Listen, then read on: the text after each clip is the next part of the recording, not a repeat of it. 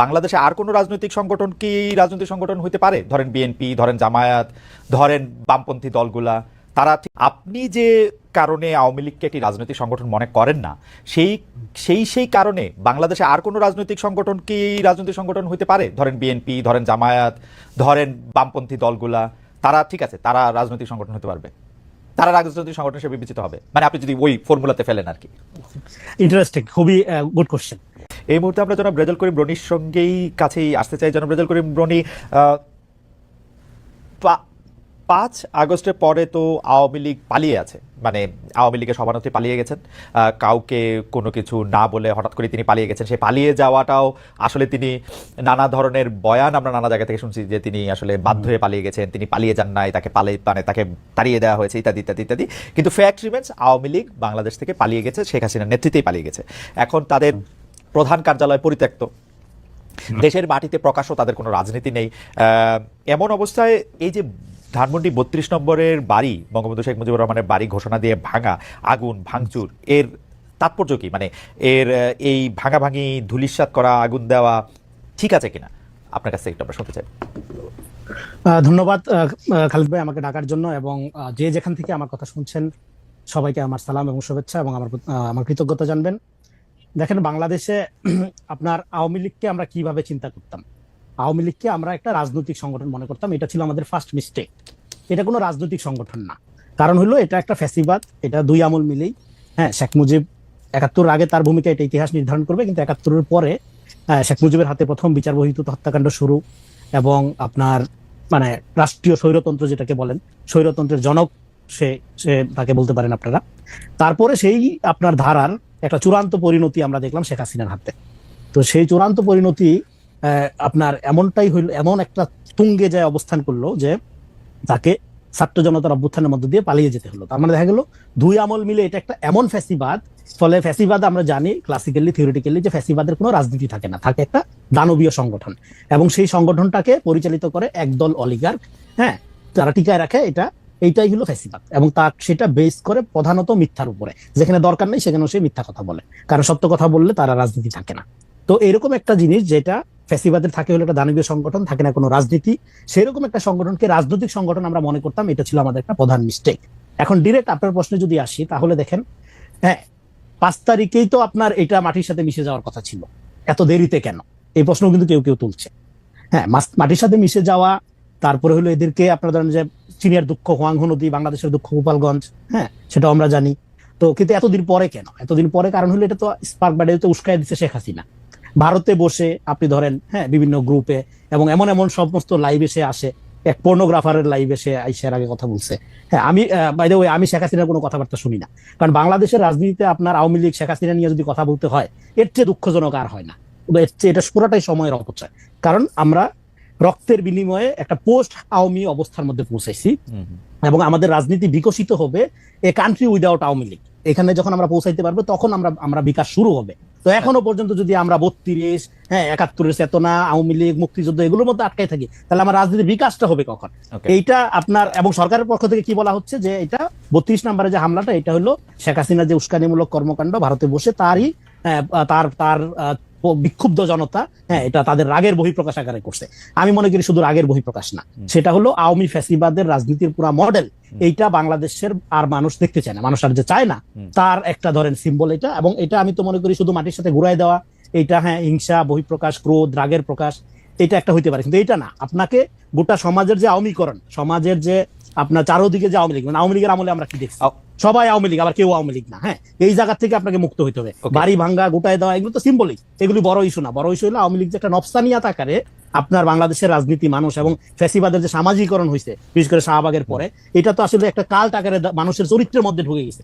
এই জায়গা থেকে দেশকে মুক্ত করতে হবে। 32 নাম্বার ভাঙলো বা থাকলো, এটা বড় ইস্যু না। কারণ কি জানেন, অভ্যুত্থানের পরে, একটা ফ্যাসিস্ট রিজিমের বিদায়ের পরে পৃথিবীর কোন দেশে, পৃথিবীর ইতিহাসে কোথাও আপনি দেখাইতে পারবেন না যে ফ্যাসিবাদের আপনার কেবলা বলেন, মন্দির বলেন, এগুলোকে পূজার জন্য প্রোটেক্ট করা হয়েছে বা রাইখা দেওয়া হয়েছে, কিন্তু সবই ঘুরাই দেওয়া হয়েছে। এটা কমন ফেনোমেনা, এটা নাথিং নিউ, এটা পৃথিবীর সব জায়গায় ঘটে। ফলে বাংলাদেশে এটাকে ইস্যু বানানোটাই একটা, আমি মনে করি যে একটা কি বলে যে অদরকার। ঠিক আছে, মানে আপনি মনে করতেছেন যে এই বাড়িটা আরো আগে ভেঙে দেওয়া দরকার ছিল, কালকে একটু দেরিতেই ভাঙছে, তাই তো?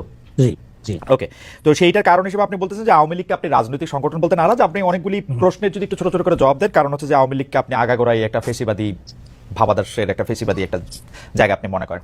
আপনি যে কারণে আওয়ামী লীগকে একটি রাজনৈতিক সংগঠন মনে করেন না, সেই কারণে বাংলাদেশে আর কোনো রাজনৈতিক সংগঠন কি রাজনৈতিক সংগঠন হইতে পারে? ধরেন বিএনপি, ধরেন জামায়াত, ধরেন বামপন্থী দলগুলা, তারা ঠিক আছে, তারা রাজনৈতিক সংগঠন হতে পারবে, তারা রাজনৈতিক সংগঠন হিসেবে বিবেচিত হবে, মানে আপনি যদি ওই ফর্মুলাতে ফেলেন আর কি। ইন্টারেস্টিং, খুবই গুড কোশ্চেন। হ্যাঁ, বাংলাদেশের রাজনীতি বলতে আওয়ামী মডেলটাই গইরা উঠছে। এখন অন্যান্য যে দলগুলোর কথা বললেন, এরা এতদিন আওয়ামী লীগের রিয়েকশনারি পলিটিক্স করছে, যে কারণে বাংলাদেশে কোনো দলেরই বিকাশ হয়নি। ফলে আপনি যখন বিএনপি বলেন, জামাত বলেন, এগুলো এতদিনের যে রাজনীতি সেটা হলো আওয়ামী লীগের রিয়েকশনে গইরা ওঠা রাজনীতি। ফলে সেই রিয়েকশনের রাজনীতি কম বেশি আওয়ামী আসরপ্রাপ্ত রাজনীতি। 5 তারিখের পরে জেনজির এই অভ্যুত্থানের একটা আকাঙ্ক্ষা হলো যে আমরা এমন একটা রাজনীতি চাই যেটা সিটিজেন ভিত্তিক, হ্যাঁ, গণতান্ত্রিক ভিত্তিক। এই জন্য আমি বলি 5 তারিখের পরের রাজনীতি আকাঙ্ক্ষা কি? রাজনীতি আকাঙ্ক্ষা হবে ফিলান্থ্রপি অ্যাজ পলিটিক্স। আগে কি ছিল? আগে ছিল পলিটিক্স অ্যাজ ফিলান্থ্রপি, মানে আমি কোটি কোটি টাকা দিয়ে নমিনেশন কিনবো, 100 কোটি টাকায় নমিনেশন করবো, 1000 কোটি টাকা চুরি করবো, এই হলো মডেল। হ্যাঁ, এখন এটা না, এখন মডেলটা হলো আপনি ইমিডিয়েট রাইট নাও এখন জনগণের সাথে কিভাবে থাকবেন তার আলোকে আমরা আপনাকে রাজনৈতিকভাবে বিবেচনা করব। তো এখন বাংলাদেশে যেটা হচ্ছে, হ্যাঁ, ইউ আর ভেরি রাইট, যে এখানে এই যে যত দলগুলো বললেন, দলগুলোর মধ্যে কম বেশি আওয়ামী আসর আছে, যে কারণে বাংলাদেশের রাজনীতি বিকাশই হয়নি। যেখানে দেশে আওয়ামী লীগ নাই, এজ ইফ এমন একটা ব্যাপার যেটা কোনো রাজনীতি না। জনাব রনি, তাহলে কি আমি, মানে আপনি তো যেহেতু একজন চিন্তক, এই ব্যাপারগুলি নিয়ে আপনার গভীর চিন্তা ভাবনা আসে, এই জন্য আমি আপনার কাছে একটু বুঝাইতেছি। তার মানে হচ্ছে যে আপনি বলতেছেন যে আওয়ামী লীগের মতো করেই অন্যান্য রাজনৈতিক দলগুলি, মানে জামাতে ইসলামী বলি, বিএনপি বলি, জাতীয় পার্টি বলি বা বাম সংগঠনগুলি বলি, তারা আওয়ামী লীগের রিঅ্যাকশনারি পলিটিক্স করতে করতে তারা ছোট ছোট আওয়ামী লীগে পরিণত হয়েছে বা বড় বড় আওয়ামী লীগে পরিণত হয়েছে, তাই তো? তাহলে আপনি যদি আওয়ামী লীগকে ফেসিবাদী সংগঠন বলে ওর ব্যাপারে কোনো রাজনৈতিক আলাপ না করতে চান, তাহলে জামাত সম্পর্কে কেমনে করবেন সেইটা, মানে আমি একটু বুঝতে। হ্যাঁ, রাইট। জামাত বিএনপি এরা তো রিঅ্যাকশনারি রাজনীতি করছে। তার মানে কি, এরা আওয়ামী লীগের কারণে বিকশিত হতে পারে না। ফলে 5 তারিখের পরে সমস্ত রাজনৈতিক দলগুলোর জন্য একটা চ্যালেঞ্জ হলো যে তাহলে একটা ডেমোক্রেটিক রাজনৈতিক অবস্থার মধ্য দিয়ে, যেটাকে আমরা যেটা আলোচনা করতে চাচ্ছি, যে নতুন রাজনৈতিক বন্দোবস্ত। দেখেন, নতুন রাজনৈতিক বন্দোবস্ত মানে নতুন দলের বন্দোবস্ত না। হ্যাঁ, আমাদের এখানে পলিটিক্স দরকার, আমাদের রাজনীতি দরকার। আওয়ামী লীগের কারণে কোনো রাজনীতির বিকাশ হয়নি। ফলে এখন শিক্ষাটা হইলো 5 তারিখের এটা, যে আপনি বিএনপির নামে করেন, জামাতের নামে করেন, বামের নামে করেন, আওয়ামী মডেল আর চলবে না। আওয়ামী মডেল থেকে আপনাকে বের হতে হবে। হ্যাঁ, এই জন্য আপনার প্রত্যেক দলের জন্য একটা চ্যালেঞ্জ আকারে হাজির হয়েছে। You are very right. হ্যাঁ, তাদের মধ্যে যে আওয়ামী এলিমেন্ট গুলো আছে, আওয়ামী স্বভাব, এই জন্য বললাম যে আওয়ামী লীগ হলো আমাদের একটা কমন নফসানিয়াত, এটা জাতীয় চরিত্র আওয়ামী লীগ। হ্যাঁ, এই চরিত্র থেকে মুক্ত হওয়াটা এই রাজনৈতিক দলগুলোর জন্য একটা চ্যালেঞ্জ আকারে হাজির। তার মানে হচ্ছে আওয়ামী লীগ তো রাষ্ট্র ক্ষমতায় 75 থেকে 96 পর্যন্ত ছিল না, 96 থেকে 2001 পর্যন্ত থাকে, আবার 2001 থেকে 2009 পর্যন্ত ছিল না। তবুও মানে এই আওয়ামী লীগের রাজনৈতিক মডেল বা যেটা আপনি নফসিয়ান বা মনন বলতেছেন, সেই মননটা আসলে আওয়ামী ভাবধারাতেই ছিল মানে এখন পর্যন্ত, রাইট? তো দেখেন, আরো সহজ করে বলি, স্পিরিট অফ বাংলাদেশটা কখনো বিকশিত হওয়ার সুযোগ পায়নি বাংলাদেশের রাজনীতিতে। এখানে ভারতীয় বাঙালি জাতীয়তাবাদের যে ন্যারেশন, সেটাই মেইন স্ট্রিম ছিল। সেটা আওয়ামী লীগ ক্ষমতায় থাক আর বিএনপি জামাত ক্ষমতায় থাক, হ্যাঁ, সেইটার আলোকেই রাজনীতি বিকশিত হয়েছে। ফলে এখানে রাজনীতি বলতে যেটা বোঝায়, এটা আওয়ামী মডেল। এখানে জ্ঞানের ধারণার আওয়ামীকরণ হয়েছে। একটা উদাহরণ দিই, ধরেন একটা লোক কবি, সাহিত্যিক বা শিল্পী, সে ধরেন মুজিব পূজা করে, কিন্তু তাকে আপনি আওয়ামী লীগ মনে করতেছেন, তাকে শিল্পী সাহিত্যিক মনে করতেছেন।